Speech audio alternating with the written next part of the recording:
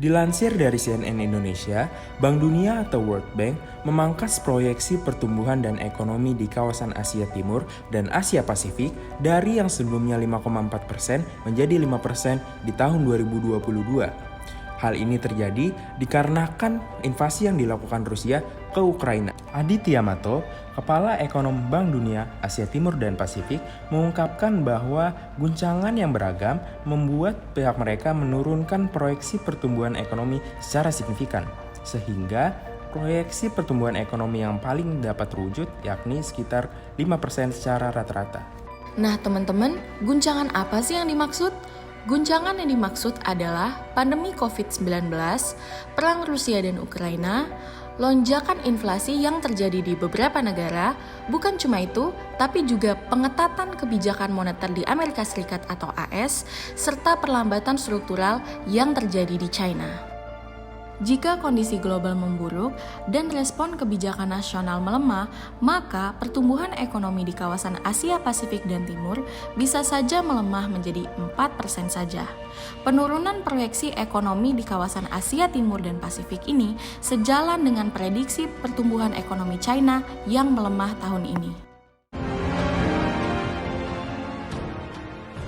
Penyebaran COVID-19 masih menjadi persoalan serius bagi perekonomian negeri tirai bambu.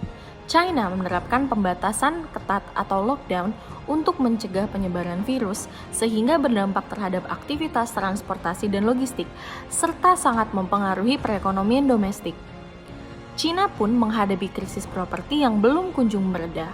Resiko dari krisis itu cukup besar, karena bisa merembet ke sektor lain, sehingga semakin memberatkan prospek ekonomi negara itu.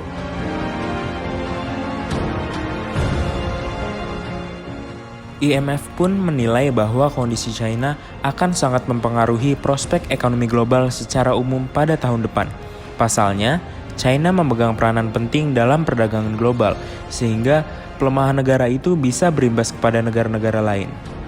Kesehatan ekonomi global di masa depan sangat bergantung pada keberhasilan kalibrasi kebijakan moneter, jalannya perang di Ukraina, dan kemungkinan gangguan sisi penawaran terkait pandemi lebih lanjut. Meskipun begitu, China menolak pandangan IMF bahwa ekonomi negaranya melemah dan ada dalam tekanan besar. Justru bicara Kementerian Luar Negeri China, Mao Ning menyebutkan bahwa ekonomi negaranya memiliki ketahanan yang kuat dan fundamental yang baik.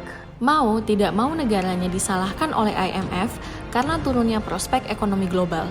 Dia meyakini bahwa kebijakan penanganan COVID-19 di China berjalan efektif, sehingga ketika pandemi terkendali, maka ekonomi dapat lebih stabil.